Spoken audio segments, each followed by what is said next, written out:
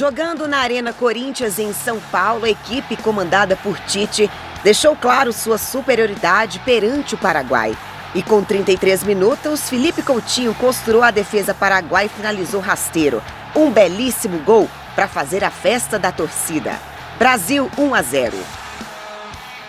Para o segundo tempo, Tite tirou Marquinhos contundido para a entrada de Thiago Silva.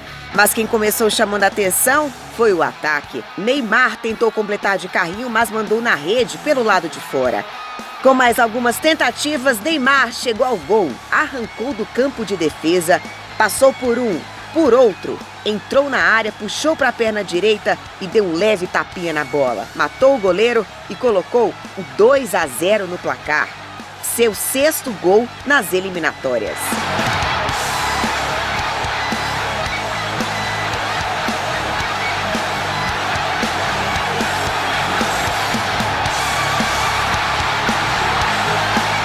Wagner, jogando em casa, queria por tudo deixar o dele.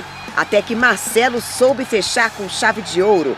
Com um sutil toque de cavadinha por cima do goleiro, fez o terceiro e último da partida. E o Brasil é a primeira seleção classificada para a Copa de 2018.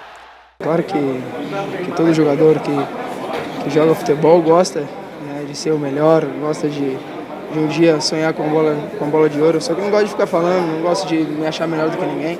É o que eu sempre falo, só quero estar me superando, né? Se ontem fui bem, hoje eu quero ser melhor e amanhã, e assim vai. O time tem conquistado vitórias importantes, jogando bem, e isso, claro, devolve a confiança da torcida e a gente sentir esse apoio deles.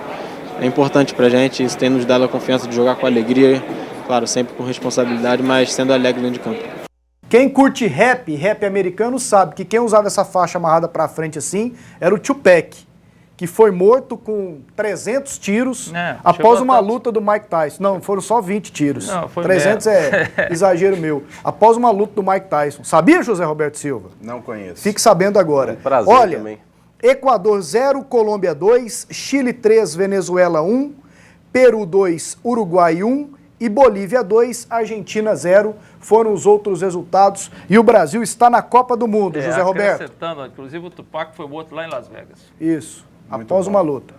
Muito bom saber, né, que ele existiu e teve tantos fãs. Em 1996. Mas tá bom, vamos falar da seleção brasileira então? Isso. É a primeira seleção a se classificar através das eliminatórias em todo o mundo para a Copa da Rússia, que já está chegando, né, logo ali. Já vem aí no ano que vem. Temos a Rússia, que não disputou as eliminatórias, e o Brasil agora já classificado. Pegando só a campanha do Tite, deixando o Dunga de fora, o Brasil seria já líder das eliminatórias com 24 pontos. A Argentina joga muito mal, né? Impressionante como a seleção argentina joga mal, com Messi, sem Messi, como foi o caso de ontem, e o Brasil é outro, né? Vocês da imprensa, quando o Brasil perdeu para a Alemanha, o Brasil tinha acabado. Tinha que pegar lá os menininhos na escola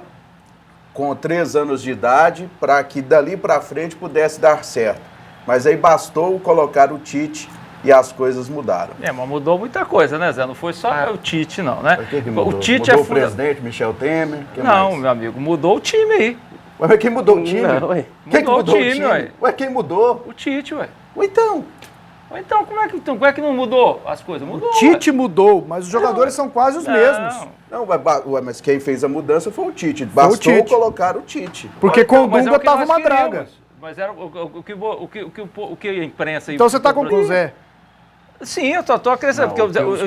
O que os colegas disseram era que o futebol brasileiro tinha acabado, que a Alemanha era o grande modelo e que tinha que pegar na escolinha, lá na escola, fazer tudo integral, que esse pessoal que estava aí não servia, foi o que falaram. Tem que separar as coisas, né? Não está tudo certo no futebol nacional, nós sabemos que muita coisa precisa ser repensada, principalmente esse modelo de base nosso. Agora, que estava claro que nós tínhamos os melhores jogadores em todos os campeonatos europeus, estava claro. né? É só você pegar os rankings de artilheiro, dos melhores jogadores, os melhores clubes nacionais em cada país, que os nossos jogadores estavam lá. Estavam no meio. Estavam no meio, do né? bolo desses times. E eu sempre defendi aqui e continuo defendendo. O treinador, ele não é só mais um, não. Ele é fundamental em qualquer esporte e rendimento. Você vê, por exemplo, um Djokovic, que já era um dos melhores do mundo, que mudou o seu treinador para chegar a ser o melhor do mundo no tênis. Pega o Bernardinho. Pega o Bernardinho na sua história, dentro do voleibol feminino, do voleibol masculino. Então, o treinador é essencial no desenvolvimento emocional, desenvolvimento tático, desenvolvimento técnico, no gerenciamento de grupo, e o Tite está aí para provar isso. Daqui a pouco tem uma matéria sobre o Tite, Doni, para acrescentar aqui seu comentário, para você ficar à vontade. Colômbia é a segunda com 24, Uruguai é o terceiro com 23, também com 23 o Chile é o quarto colocado, a Argentina hoje iria para a repescagem, é a quinta colocada com 22 pontos. Só tem uma coisa, né? Menos empolgação, que não é porque a seleção brasileira está jogando bem que o futebol brasileiro está bom, não. Não tá bom. Agora, jogador talentoso nós sempre tivemos. Falando de seleção. Jogador talentoso nós sempre tivemos. E as críticas, Roberto, quando foram feitas pelo 7-1, foram ao time e ao futebol, que continua mal administrado, um presidente da CBF que não pode viajar, a CBF que acaba de dar um golpe mudando o estatuto ilegalmente, na cara de todo mundo. Quer dizer, não tem nada maravilhoso, não. Tem um time jogando bem. Não tem nada maravilhoso? Não. O futebol da seleção brasileira é maravilhoso. Então tá. 8 jogos, 8 vitórias. 25 gols, né? Vamos ver até quando se sustenta. Uma coisa é você ter estrutura bem montada. Outra é você ter eventual time jogando bem. Vou dizer mais. Joga com jogadores que não atuam no Brasil e tem um treinador bom. Agora, isso é a exceção que confirma a regra. O resto, Deus não vamos encerrar essa discussão por aqui.